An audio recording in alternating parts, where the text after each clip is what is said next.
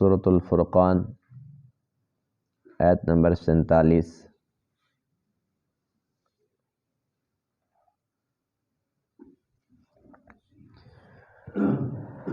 اعوذ باللہ من الشیطان الرجیم،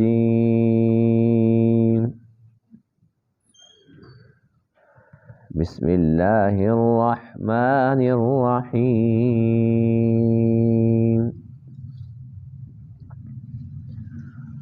وهو الذي أرسل الرياح بشرا بين يدي رحمته وأنزلنا من السماء ماء طهورا لنحيي به بلدة ميتا ونسقيه مما خلقنا أنعاما وأناسيا كثيرا وَلَقَدْ صَرَّفْنَاهُ بَيْنَهُمْ لِيَذَّكَّرُوا فَأَبَى أَكْثَرُ النَّاسِ إِلَّا كُفُورًا وَلَوْ شِئْنَا لَبَعَثْنَا فِي كُلِّ قَرْيَةٍ نَذِيرًا فلا تطع الكافرين وجاهدهم به جهادا كبيرا۔ صدق اللہ العظیم۔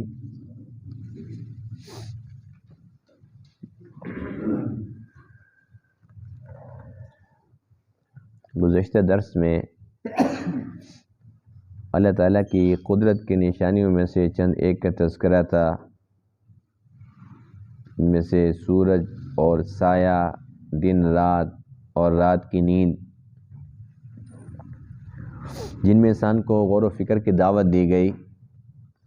آج کے درس میں آیت کریمہ کے اندر بھی وہی مضمون ہے، مزید اللہ تعالیٰ کی قدرت کی چند نشانیوں کا تذکرہ ہے، جن میں سے ایک ہوا ہے۔ یہ ہوا کیا کام کرتی ہے، اس کے بے شمار کام ہیں، لیکن آج کے درس میں ان آیت کریمہ کے اندر ہوا کے جس کام کا تذکرہ ہے وہ یہ ہے کہ جب بادل آتے ہیں تو یہ ہوا ان کو اکٹھا کرتی ہے، اور جہاں اللہ تعالیٰ کی چاہت ہوتی ہے وہاں پر پھر بادل برستے ہیں۔ تو اللہ فرماتے ہیں کہ جیسے ہی بادلوں کو یہ ہوا اکٹھا کرتی ہے، اور وہ بھی اس وقت جب بارشوں کی بڑی اشد ضرورت ہو جیسے آج کل، تو یوں سمجھ لو کہ یہ ہوا خوشخبری سنانے کے لیے آتی ہے کہ بس تیار ہو جاؤ۔ باران رحمت سے پہلے اس ہوا کا چلنا یہ ایک خوشخبری ہوتا ہے۔ پھر اس کے بعد پانی آتا ہے، اور فرمایا کہ جو یہ بارش کا پانی ہے نہ صرف یہ کہ یہ پاک ہے بلکہ پاک کرنے والا ہے، پاک بھی ہے اور پاک کرنے والا ہے، کہ اس پانی کے ساتھ کوئی بندہ اگر وضو کرتا ہے اس کا وضو ہو جاتا ہے، کوئی بندہ غسل کرتا ہے اس کا غسل ہو جاتا ہے، تو پاک کرنے کی اس کے اندر صلاحیت موجود ہے۔ اور اس پانی کے ساتھ پھر اللہ تعالیٰ مردہ زمین کو زندہ کر دیتے ہیں۔ جب مردہ زمین زندہ ہو جاتی ہے، بنجر زمین سرسبز و شاداب ہو جاتی ہے، گویا کہ ایک مرا ہوا شہر زندہ ہو جاتا ہے۔ اس لیے کہ جب بارش کے ساتھ سبزہ اگتا ہے، پھل پھول لگتے ہیں، تو یہ صرف اسی ایک جگہ کی زندگی نہیں ہوتی، بلکہ جو ساتھ شہر ہے اس شہر کی یہاں سے ضروریات پوری ہونا شروع ہو جاتی ہیں، گویا کہ مردہ شہر زندہ ہو جاتا ہے۔ پھر اس پانی کے ساتھ انسان اور انسانوں کے جو جانور ہیں، بالخصوص مویشی، اور ان کے اندر سورہ انعام کے اندر ان کا تذکرہ گزر چکا ہے، جو انسان کے ساتھ مانوس ہو جاتی ہیں، جن کی قربانی ہم کرتے ہیں، اونٹ، گائے، بھینس اور بکری، بھیڑ۔ اس لیے کہ جانوروں میں سے انسان کے بعد سب سے زیادہ پانی کی انہیں ضرورت ہوتی ہے۔ پھر اللہ فرماتے ہیں کہ یہ جو پانی آتا ہے اس پانی کو ہم نے خود تقسیم کر دیا ہے۔ پانی کی تقسیم، کہیں پر پانی کم ہے، کہیں پر زیادہ ہے، کہیں پر بہت بہترین میٹھا، کہیں پر نمکین، کہیں پر بالکل استعمال کے قابل نہیں ہے۔ تو یہ پانی کی تقسیم اللہ فرماتے ہیں کہ یہ بھی ہم نے کی ہے۔ جنہیں پانی میسر ہے وہ اس نعمت پر کتنا شکر ادا کر رہے ہیں۔ تو یہ اللہ تعالیٰ کی قدرت کی نشانیاں ہیں، بادل، ہوا، بادلوں سے پانی کا آنا، پھر پانی کا انسانوں اور جانوروں کا استعمال کرنا، اس سے انسان بھرپور فائدہ اٹھاتا ہے، لیکن شکر بجا لانے کی بجائے پھر ناشکری۔ چاہیے تو یہ تھا کہ انسان اللہ تعالیٰ کی قدرت کی نشانیوں کے اندر غور و فکر کرتا اور ہر وقت اللہ تعالیٰ کی تعریفوں کے اندر لگا رہتا۔ بہرحال جو کافر لوگ ہیں انہیں تو یہ باتیں سمجھ آتی نہیں، لیکن جو مسلمان ہیں کم سے کم ان کو تو اس کے اندر سوچ و وچار کرنی چاہیے۔ جو کافر ہیں اللہ تعالیٰ نے ان کے بارے میں اپنے محبوب علیہ السلام کو حکم ارشاد فرمایا کہ آپ نے ان کے ساتھ جہاد کرنا ہے، بہت بڑا جہاد، یعنی کسی بھی طریقے سے آپ نے ان کے ساتھ مقابلہ کرنا ہے۔ اگر زبان سے بات چلتی ہو تو زبان سے، تلوار کی ضرورت ہو تو تلوار سے، الغرض کافروں کے ساتھ جہاد کا حکم ہے۔ وَهُوَ الَّذِي أَرْسَلَ الرِّيَاحَ، اور اللہ وہ ذات ہے جس نے چلایا ہوا کو، بشرم بین یدی رحمتی، جو خوشخبری سنانے والی ہوتی ہے باران رحمت سے پہلے۔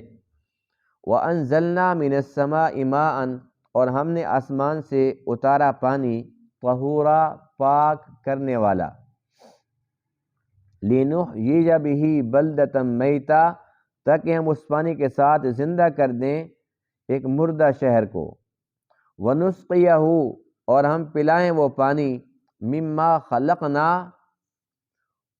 ان کو جنہیں ہم نے پیدا کیا، انعاما، مویشی، واناسیا کثیرا، اور بہت سارے انسان، وَلَقَدْ صَرَّفْنَاهُ بَيْنَهُمْ، اور البتہ تحقیق ہم نے اس پانی کو تقسیم کیا ان کے درمیان، کہیں کم کہیں زیادہ، لِيَذَّكَّرُوا، تاکہ یہ لوگ نصیحت حاصل کریں، فَأَبَى أَكْثَرُ النَّاسِ، پس اکثر لوگوں نے انکار کیا، الا کفورا، سوائے ناشکری کے اور کچھ نہیں کیا، وَلَوْ شِئْنَا لَبَعَثْنَا، اور اگر ہم چاہتے تو البتہ ہم بھیجتے، فی کل قریۃ نذیرا، ہر ایک بستی کے اندر ڈرانے والا، فلا تطع الکافرین، بس آپ کافروں کے بات نہ مانیں، وجاہدہم بہ جہادا کبیرا، اور ان کے ساتھ جہاد کریں، بہت بڑا جہاد۔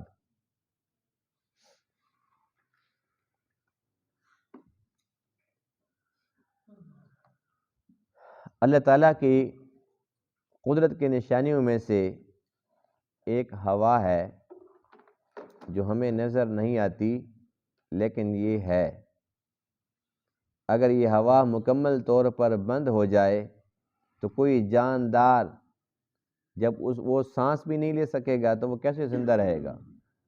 یعنی اگر ہوا بند ہو جائے تو سب کے سانس بند اور سب کی چھٹی ہو جائے گی، ہر ایک چیز پر فنا ہو جائے گی۔ اور پھر یہی ہوا اگر تھوڑی سی تیز ہو جائے، جس طریقے سے قوم عاد پر ہوئی تھی، ان کا حشر کیا ہوا؟ وہی ہوا ہی تو تھی جو ان کو نظر نہیں آ رہی تھی، لیکن اس کے باوجود جب تھوڑی سی تیز ہوئی تو وہ آپس کے اندر ٹکرا کے پاش ہو گئے، ختم ہو گئے وہ لوگ۔ تو اللہ تعالیٰ کا کتنا بڑا احسان ہے کہ جتنی انسان کو ضرورت ہے اتنی ہوا چلا دی۔ اب یہ جو آکسیجن ہے جو ہم لیتے ہیں، یہ ایک مفت کی نعمت ہے نا، مفت کی دولت ہے۔ جس کو مصنوعی آکسیجن کی ضرورت پڑ جائے تو یہ ایک ہفتے کے اندر یوں سمجھ لو کہ اس کو اپنے گھر بیچنا آ جائے گا، ایک ہفتے کے اندر، یعنی صبح سے شام تک آخر وہ کتنے سلنڈر استعمال کر سکتا ہے؟ اور کوئی بندہ کہتا ہے جی کوئی مسئلہ نہیں ہے میرے لیے، تو میرے پاس بڑا پیسہ ہے تو وہ مہینہ چل جائے گا، کوئی زیادہ پیسے والے تو سال چل جائے گا۔ لیکن جہاں بغیر پیسوں کے مفت کے اندر سالوں سال الحمدللہ مزے کے ساتھ، اور پھر پابندی بھی کوئی نہیں ہے اس آکسیجن کے لیے، تو پھر بندہ لیٹا رہے، یا یہ کہ پھر سلنڈر ساتھ کندھے پر اٹھا کر پھرتا رہے. کتنی مشقت ہے، کتنا مشکل ہے. پیسہ بھی خرچ کرو اور سلنڈر اٹھا کر پھر پھرتے رہو، پھر بندہ کسی کام کا رہے گا؟ تو اللہ تعالیٰ نے کتنا پیارا نظام بنا دیا اس انسان کے لیے کہ ہوا کی اس کو ضرورت ہے، اس نے سانس لینا ہے، اور میں تو سانس لیتا رہا، جتنا تجھے چاہیے تو لے لے، کوئی پابندی نہیں. تو ہر روز صبح سے شام تک ہم اس ہوا کو جتنا استعمال کرتے ہیں، اگر اس پر بل ہوتا تو کیا بنتا. اور پھر یہ ہوا جس کو آج کل چونکہ سائنسی دور ہے، تو آج کل تو ہوا کو ناپنے کے پیمانے بھی آ چکے ہیں، اتنی رفتار سے جا رہی ہے. پھر ہوا کا پھر وزن بھی ہو جاتا ہے آج کل تو، یعنی کہ جو چیزیں پہلے نظر نہیں آتی تھی اب تو نظر نہ آنے کے باوجود بھی پھر وہ نظر آ رہی ہیں. تو اللہ تعالیٰ کی یہ نعمت بہت بڑی ہے. ہم سانس لیتے ہیں نا، صبح سے شام تک ہم سانس لیتے ہیں، تو اس پر شیخ سعدی رحمۃ اللہ تعالیٰ علیہ نے ایک عجیب بات فرمائی ہے، بڑی اہم بات ہے. یہ تو ہم سب جانتے ہیں نا کہ اللہ تعالیٰ کی ہر نعمت پر ہمیں شکر ادا کرنا چاہیے، ہر نعمت پر شکر واجب ہے. تو شیخ سعدی رحمۃ اللہ فرماتے ہیں کہ یہ جو ہم سانس لیتے ہیں نا، تو ایک مرتبہ جب کوئی بھی سانس لیتا ہے، ایک سانس پر دو نعمتیں ہیں، ایک نہیں ہے، دو ہیں. ایک یہ کہ جب ہم اندر سانس لیتے ہیں پھر ہم اس کے بعد اس کو باہر نکالتے ہیں. اگر یہ ہم اندر نہ لے سکیں سانس تب بھی چھٹی ہو جائے گی، اگر اندر سانس جائے اور پھر واپس نہ نکل سکے پھر بھی چھٹی ہو جائے گی. تو وہ فرماتے ہیں کہ صرف ایک سانس لینے پر دو نعمتیں ہیں. کتنی؟ اور 24 گھنٹے کے اندر انسان 24,000 مرتبہ سانس لیتا ہے، 24,000 مرتبہ. اور ہر سانس پر دو نعمتیں ہیں، تو یوں سمجھو کہ ہر بندے پر صرف سانس کی بدولت 48,000 نعمتیں ہوئی. 48,000 نعمتیں صرف یہ ہم سانس لے رہے ہیں، جس کا ہمیں پتہ نہیں ہے، بالکل کبھی ہم نے اس پہ خیال ہی نہیں کیا، توجہ نہیں کی، اس پر 48,000 نعمتیں ہیں. تو شیخ سعدی رحمہ اللہ فرماتے ہیں کہ جب 48,000 مرتبہ اللہ نے انعام کیا تو 48,000 مرتبہ شکر واجب ہوا. فرمایا کون سا ایسا انسان ہے جو صرف اس سانس کو سامنے رکھ کر 48,000 مرتبہ شکر ادا کرتا ہو؟ کوئی کرتا ہے؟ چلو 48,000 مرتبہ تو بہت بڑی بات ہے، صرف 48 مرتبہ کرتا ہے. چلو 48 مرتبہ نہ کرے، 24 گھنٹے کے اندر 24 مرتبہ کرتا ہے؟ نہیں کرتا نا، جواب نفی میں ہے. تو یہ انسان اتنا نہ شکر ہے. جہاں 48,000 مرتبہ شکر واجب تھا وہاں ایک بار بھی نہیں کیا، اور اس کو تو وہ یوں سمجھتا ہے کہ یہ میرا حق ہے. یہی سمجھتا ہے نا کہ یہ تو میرا حق ہے، جب اللہ نے مجھے پیدا کیا میں نے سانس لینا نہیں ہے. یہ سمجھتا ہے کہ میں سانس لے کر اللہ پر احسان لگا رہا ہوں. تو بات یہ ہے کہ 48,000 مرتبہ تو صرف یہ جو ہوا چل رہی ہے جس سے ہم سانس لے رہے ہیں، 48,000 بار شکر واجب ہے. اسی طریقے سے بے شمار نعمتیں ہیں، لیکن انسان بہت ہی ناشکر ہے، بڑا ہی ناشکر ہے. تو یہ ہوا جب چلتی ہے تو یہ خوشخبری سنانے والی ہوتی ہے کہ بھئی اب ہوا چل رہی ہے اور بادل اکٹھے ہو رہے ہیں، بس آج تو بارش آئی آئے. بارش آ جاتی ہے. فرمایا کہ پھر جب پانی آتا ہے تو وہ طہورا، پاک کرنے والا ہوتا ہے. اب بہت ساری چیزیں پاک ہیں لیکن ان کے اندر پاک کرنے کی صلاحیت نہیں ہے. مثال کے طور پر یہ جو پیٹرول ہے یہ پاک ہے، پیٹرول پاک ہے، لیکن کوئی بندہ کہتا ہے جی میرے پاس پانی نہیں ہے، چلو آج میں پیٹرول کے ساتھ نہا لیتا ہوں، یہ پیٹرول کے ساتھ میں وضو کر لیتا ہوں. پانی جو نہیں ہے، پاک ہے لیکن پاک کرنے والا نہیں ہے. دودھ پاک ہے کہ ناپاک ہے؟ کوئی بندہ کہتا ہے جی پانی میرے پاس نہیں ہے، چلو آج میں دودھ کے ساتھ وضو کر لیتا ہوں، دودھ کے ساتھ میں غسل کر لیتا ہوں، اس کا وضو نہیں ہوگا، اس کا غسل نہیں ہوگا۔ پانی نہیں ہے، پیٹرول پڑا ہوا ہے، پانی نہیں ہے، دودھ پڑا ہوا ہے، اس کے لیے حکم یہ ہے کہ جب پانی نہیں ملتا تو اس کا جو قائم مقام ہے، جو پانی کا نائب ہے، اس کا خلیفہ ہے، وہ دودھ نہیں ہے، پیٹرول نہیں ہے، بے شک وہ پاک ہے، اس کا قائم مقام مٹی ہے، تیمم کرو۔ تو دیکھ لیں، پانی اگر موجود نہیں ہے تو پھر مٹی کی طرف چلے جاؤ، لیکن دودھ کی طرف نہیں جانا ہے، پیٹرول کی طرف نہیں جانا کہ وہ پاک ہیں لیکن وہ پاک کرنے والے نہیں ہیں۔ تو اللہ فرماتے ہیں وَأَنزَلْنَا مِنَ السَّمَاءِ مَاءً طَهُورًا، یہ جو ہم نے بارش کی شکل میں تمہیں پانی عطا فرمایا، یہ پاک بھی ہے اور پاک کرنے والا بھی ہے۔ اللہ کا کتنا بڑا احسان ہے۔ یعنی کوئی بندہ چاہتا ہے کہ میرے پاس یہ پانی ہے لیکن ہے تو یہ بارش والا، اب میں نے وضو کرنا ہے، فرمایا کہ بالکل کر، غسل کرنا ہے بالکل کر۔ جس طریقے سے یہ زمین سے تم پانی نکالتے ہو، جیسے یہ پاک کرنے والا ہے، بالکل اسی طریقے سے یہ پانی جو آسمان سے آیا، جو بارش کی شکل میں اترا ہے، جو بادلوں سے برسا ہے، فرمایا کہ یہ پانی بھی اسی طریقے سے پاک کرنے والا ہے۔ اللہ کا احسان ہے کہ نہیں ہے؟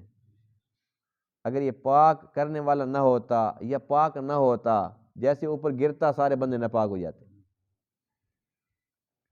تو یہ پانی کون دیتا ہے؟ پاک، صاف، شفاف، بہترین۔ ہمیں تو اس کی قدر نہیں ہے نا، کیونکہ ہمارے پاس پانی ویسے وافر ہے، اور جن علاقوں کے اندر پانی نہیں ہے تو وہ یہ سمجھتے ہیں کہ یہ دودھ سے بھی زیادہ قیمتی ہے۔ بارش آتی ہے تو اس پانی کو اپنے پاس وہ سمیٹ لیتے، جمع کر لیتے ہیں۔ فرمایا کہ اس پانی کے ساتھ پھر ہم کیا کرتے ہیں، زمین بنجر تھی، مردہ تھی، ہم نے اس کو زندہ کر دیا، اور اس سے پھر جو چیزیں نکلتی ہیں، سبزہ نکلتا ہے، سبزیاں نکلتی ہیں، انسان کے جو جانور ہیں، مویشی ہیں، وہ ان کو استعمال کرتے ہیں۔ تو انسان نے اس پانی کو استعمال کیا، اپنے جانوروں کو پلایا، خود پیا۔ استعمال کرنے کے بعد کم سے کم اتنا تو حق بنتا تھا کہ وہ کہتا ہے یا اللہ تیرا شکر ہے، لیکن اتنا کہنے کے لیے بھی تیار نہیں ہے، بڑا ہی ناشکرا ہے۔ پھر اللہ فرماتے ہیں وَلَقَدْ صَرَّفْنَاهُ بَيْنَهُمْ لِيَذَّكَّرُوا، یہ پانی کی تقسیم بھی ہم نے اپنے پاس رکھی ہوئی ہے، ہم نے خود تقسیم کر دیا۔ اب اللہ ہی جانتا ہے نا، جہاں پر پانی 1000 فٹ نیچے ہے تو کیوں ہے، جہاں پر 10 فٹ کے اندر سے پانی نکل آتا ہے وہاں پر کیوں ہے، اس کی مرضی۔ اور کہیں پر اتنا میٹھا ہے، سبحان اللہ، پیو تو دل خوش ہو جاتا ہے، کہیں پر ایسا نمکین ہے کہ انسان کلی نہیں کر سکتا، کہیں پر اتنا کاری ہے کہ انسان اس کو بالکل برداشت نہیں کر سکتا کہ اس کے اوپر صرف اس کے ساتھ منہ بھی دھو لے۔ لیکن جہاں اس رب نے میٹھا پانی رکھا، الحمدللہ، جہاں اس نے مناسب سمجھا اور بہتر سمجھا کہ یہاں نمکین ہے، الحمدللہ، جہاں بالکل کھارا پانی، کڑوا پانی ہے، الحمدللہ۔ اب ہمیں تو لگتا ہے کہ بھئی یہ بڑی عجیب سی بات ہے، لیکن عجیب نہیں ہے، کیونکہ وہ حکیم ذات ہے، ہر کام کے اندر اس کی حکمتیں پوشیدہ ہیں۔ سمندر کا پانی میٹھا ہے کہ نمکین ہے؟ نمکین ہے نا۔ اچھا، اب اگر یہ میٹھا ہوتا تو انسان سوچتا ہے کہ پھر پانی کی تو کمی مکمل طور پہ ختم، پوری دنیا جتنا دل چاہے استعمال کرے، پانی کی تو کمی کبھی ہوتی ہی نہ۔ لیکن اگر پانی میٹھا ہوتا تو انسان زندہ کیسے رہتے؟ اب ہم کہیں گے انسانوں کا کیا تعلق ہے؟ تعلق ہے، اس لیے کہ جتنی مخلوق ہمیں نظر آ رہی ہے نا خشکی کے اندر، اس سے زیادہ مخلوق پانی کے اندر ہے، اس سے زیادہ مخلوق پانی کے اندر ہے، اور بڑی بڑی مخلوق ہے۔ اب یہاں پر ایک انسان اگر مر جاتا ہے، اللہ نے ایک سسٹم دیا نا کہ یہ مر جاتا ہے تو تم اس کو نہلاؤ، اس کو کفن پہناؤ، اس کے بعد جنازہ پڑھو اور اس کو مٹی کے اندر جا کر بند کر دو۔ اگر اس کو مٹی میں بند نہ کریں، 2 دن 3 دن ایسے کھلا چھوڑ دیں، تو بتائیں کہ اس کی بدبو سے جو باقی زندہ لوگ ہیں وہ زندہ رہیں گے؟ ظاہر سی بات ہے کہ کتنی اموات ہو رہی ہیں، ایک محلے میں ہر روز کتنے تو جنازے اڑتے ہیں۔ اگر یہ سسٹم اللہ نہ دیتا، یوں باہر پڑے ہوتے، آپ جس طریقے سے ہمارے کچھ جانور مر جاتے ہیں، ہم ان کو گھروں کے اندر رکھ سکتے ہیں؟ دور پھینک کر آؤ، اور وہاں سے کسی کا اگر راستے سے کوئی گزر ہو جاتے ہیں تو فوراً ناک پر کپڑا اور ایسے منہ بند کرتے ہیں، وہ بھائی بڑی بدبو آ رہی ہے، لگتا ہے کسی کی بھینس مر گئی ہے، کسی کی گائے مر گئی، کسی کی بکری مری پڑی، کوئی مردار پڑا ہوا تھا. یعنی ایک مردار پڑا ہے تو پورا محلہ اس کو برداشت نہیں کر سکتا. ایک انسان، دو انسان اگر اس شکل میں پڑے ہوتے، کوئی بندہ برداشت کر سکتا تھا؟ انسانوں کو یہ نظام دے دیا. اب یہ تو کچھ بھی نہیں ہے، انسان بڑی بڑی مخلوق، اتنی بڑی بڑی مچھلیاں ہیں کہ وہ 10-20 بندوں کو تو یوں ایک لقمہ بنا کے اور اس کے بعد ڈکار بھی نہ مارے. تو کیا خیال ہے کہ وہ مرتی ہیں کہ نہیں مرتی؟ مرتی ہیں نا. کہ اسرائیل وہاں نہیں جاتا؟ وہ بھی مرتی ہیں. اگر پانی نمکین نہ ہوتا، یہ نمکین پانی ہے نا کہ ان کو گلا دیتا، ختم چھٹی. اگر یہ پانی میٹھا ہوتا، اس کے اندر انہیں تو گلنا نہیں تھا. پھر جو بیماریاں پھیلتی ہے، وہ جو بدبو ہوتی تو وہ پھر پھیلتی اور چلتی، اور جو ساتھ والا علاقہ ہے پھر وہاں سے وبائی امراض، پھر اگلے علاقے میں کون زندہ رہتا؟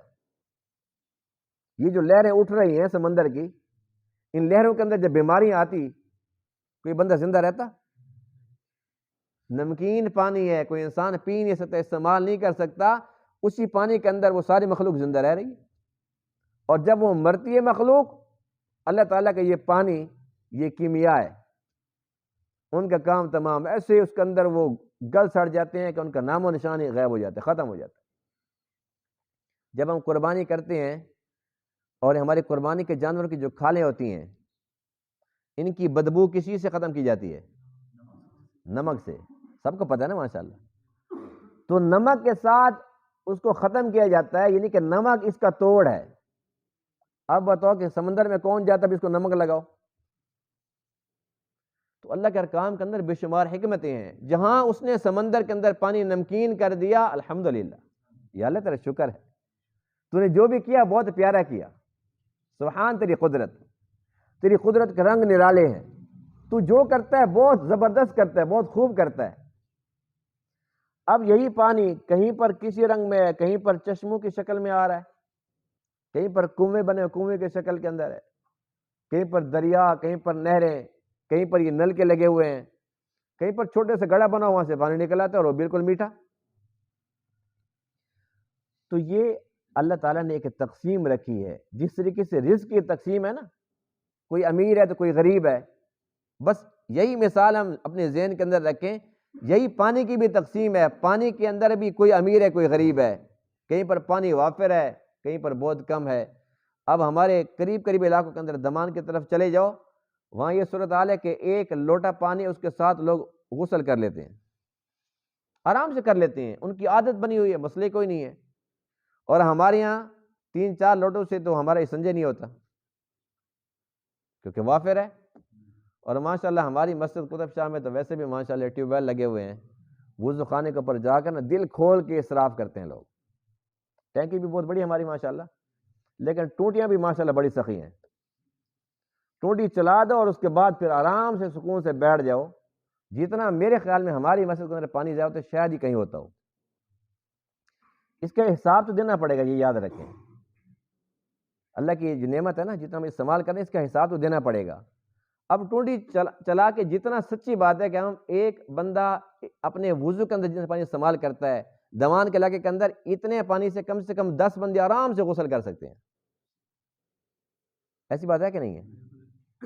لیکن ہمارے ہم کہتے ہیں یہ بار ٹوٹی چلی، وہ چل جو رہی بیچاری، دل نہیں چاہتے اس کو بند کرنے کے لیے. تو یہ پانی کی فراوانی ہے. ایسے ایسے علاقے ہیں جہاں پر پانی ہے نہیں، بالکل ہے ہی نہیں، یعنی کہ 1000 فٹ نیچے تک کھدائی کر کے دیکھیے پانی پھر بھی نہیں نکلا. کہیں پر تو نکلتے ہیں تو بڑا نمکین، ایسا کھاری کے استعمال کے قابل نہیں ہے، کہیں ہے ہی نہیں بالکل. وہ بیچارے ہر وقت اس انتظار میں ہوتے ہیں کہ بارش آئے گی تو ہماری فصلیں ہوں گی، بارش آئے گی تو وہ گڑھے بنا کے رکھے ہوئے ہیں، تالاب بنے ہوئے، حوض بنے ہوئے ہیں. پھر وہ کانٹے خاردار اس طرف سے ہر طرف سے رکھتے ہیں جی اس کے اندر کوئی جانور جو ہے نا گر کے مر نہ جائے.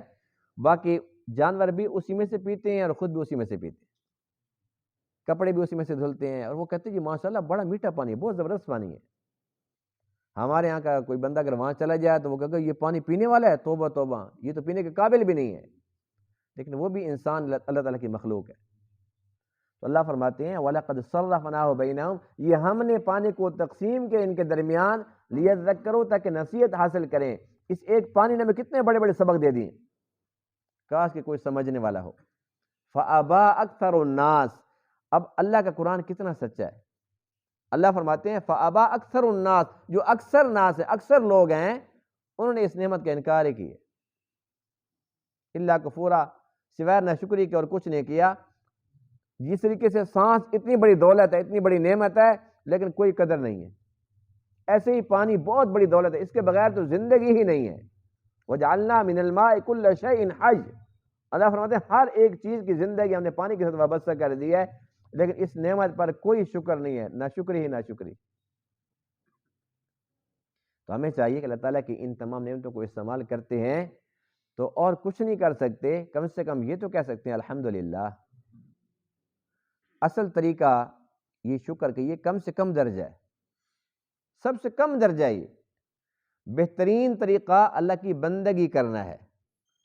شکر گزار بندہ وہ ہوتا ہے اللہ کی نعمتوں کو استعمال کر کے اس کے سامنے جھکتا ہے، اپنے رب کی عبادت کرتا ہے، اس کو راضی کرنے کی کوشش کرتا ہے کہ یا اللہ تیری نعمتیں اتنی زیادہ ہیں کہ شمار سے باہر ہیں، اور یہ اللہ کی طرف سے چیلنج ہے، وَإِن تَعُدُّوا نِعْمَتَ اللَّهِ لَا تُحْصُوهَا، اگر میری نعمتوں کو تم شمار کرنا بھی چاہو تو کر بھی نہیں سکتے، اتنی نعمتیں ہیں۔ تو یہ کم سے کم درجہ الحمدللہ کہنا، کم سے کم اتنی تم عادت بنا لیں۔ ہر روز کتنا پانی استعمال کرتے ہیں، اور بے شمار اور بھی ایسی نعمتیں ہیں جب ہم استعمال کرتے ہیں، لیکن زبان سے بس چھوٹا سا لفظ ہے لیکن ادا نہیں ہوتا۔ تو ہم اپنی عادت بنا لیں، لوگ پوچھتے ہیں کیا حال ہے، تو ہم یہ کہتے ہیں الحمدللہ۔ کیا کہنا چاہیے؟ لیکن ہم کیا کہتے ہیں جی بس یہ کیا پوچھتے ہو، بس نہ پوچھو تو اچھا ہے، بہت برے حالات ہیں، میں کیا بتاؤں آپ کو، ایک ہی بات ہے جی نہ پوچھو تو بہتر ہے، یہ نہیں کہ نہ شکری ہی نہ شکری، نہ شکری ہی نہ شکری۔ اچھا پھر اگر کسی کو کہتے ہیں نہیں چیز بتاؤ یار کچھ نہیں ہوتا، خیر ہے بھائی میں تیرے دکھ سننے کے لیے پیدا ہوا تو بتا مجھے، اور بیچارہ نا وہ اعتماد کر کے شروع ہو جاتا ہے، پھر جب بتانا پھر اندر سے خوش ہو رہا تھا، کہتا ہے میں کب یہاں سے اٹھوں اور میں سب کو بتاؤں، یہ تو مجھے کیا پتا تھا، اندر سے اتنا مرا پڑا ہے۔ اور پھر ہم کہتے ہیں اچھا ٹھیک ہوا، جیسے اس کا تھا نا، اس کا مزاج تھا یہ بڑا فرعون بنا ہوا تھا، اچھا ہوا ٹھیک ہوا اس کے ساتھ، اور اس کے برے حالات ہونے چاہیے۔ پھر اس کے دوستوں کے پاس جائیں گے، تجھے پتہ ہے اس کے حالات کیسے چل رہے ہیں، ٹھیک ٹھاک کر رہا ہے، ٹھیک ٹھاک کوئی نہیں ہے، تجھے نہیں پتہ، مجھے ساری باتوں کا پتہ ہے۔ تو کیا یہ اچھا ہو کہ کسی کے سامنے رونے کی بجائے اللہ کے سامنے رونا سیکھ لیں؟ کسی کے سامنے اگر دکھ بیان کرتے ہیں، روتے ہیں، چیختے چلاتے ہیں تو وہ اندر سے خوش ہو رہا ہوتا ہے، لیکن جب ایک انسان اللہ کے سامنے تنہائی کے اندر روتا ہے تو اللہ تعالیٰ خوش ہوتا ہے، میرے بندے تجھے پتہ ہے نا تیرے مسئلے میں حل کر سکتا ہوں، اب میرے سامنے تو رویا ہے، اب تجھے رونے کی ضرورت نہیں ہے۔ لوگوں کے سامنے کیا کہنا ہے؟ الحمدللہ۔ کوئی اگر دکھ ہے، تکلیف ہے تو لوگوں کے سامنے نہیں، کسی نے کوئی تکلیف دور نہیں کرنی ہے، سب نے مذاق بنانا ہے، اللہ کے دربار میں، اس کا دربار کھلا ہے 24 گھنٹے۔ اللہ کے سامنے ہم اپنی مشکلات رکھیں، اپنی مجبوریاں رکھیں، اللہ کے سامنے روئیں، گڑ گڑائیں، اللہ خوش ہوتا ہے، اور اللہ تعالیٰ کا وعدہ ہے کہ جو میری نعمتوں پر شکر ادا کرتا ہے میں اور دیتا ہوں، نعمتوں میں اور اضافہ کرتا ہوں، اور جو ناشکرہ ہوتا ہے پھر میری پکڑ بھی بڑی سخت ہے۔ آج یہ اس کی پکڑ کا نتیجہ ہے، ہم سمجھتے نہیں ہیں کہ جو ہمارے باپ دادا کی کمائیاں تھیں وہ بہت کم تھی لیکن بڑے وہ سکھی اور خوشحال تھے۔ آج ہماری کمائیاں تو بہت بڑھ گئی ہیں لیکن اس کے باوجود اتنی فراوانی ہے، سمجھ نہیں آتی، پتہ نہیں آتا اتنا جاتا کہاں ہے۔ کوئی جن بوت کھا جاتے ہیں، کوئی جبرائیل کی، کوئی میکائیل کی دعوت کر رکھی ہے، کچھ بھی نہیں ہے، صرف ڈرامہ بازی ہیں، پتہ نہیں کہاں جاتا ہے، ہر بندے کو پتہ نہیں کہ وہ کہاں جا رہا ہے۔ یہ ناشکری کا نتیجہ ہے کہ اس میں سے اللہ نے خیر و برکت اٹھا لی ہے۔ آج سے عزم کریں کہ اللہ تعالیٰ کی ان نعمتوں کو استعمال کریں گے تو ہر وقت اس کے گیت گائیں گے، یا اللہ تیرا شکر، یا اللہ تیرا شکر، الحمدللہ الحمدللہ کے ترانے گائیں گے، انشاءاللہ طبیعت بھی انشاءاللہ خوشحال رہے گی، اللہ تعالیٰ بھی راضی رہے گا، نعمتوں کے اندر اضافے کا وعدہ ہے وہ بھی ضرور ہوگا انشاءاللہ۔ اللہ تعالیٰ ان تمام باتوں کو سمجھنے عمل کرنے کی توفیق عطا فرمائے۔ وآخر دعوانا الحمدللہ۔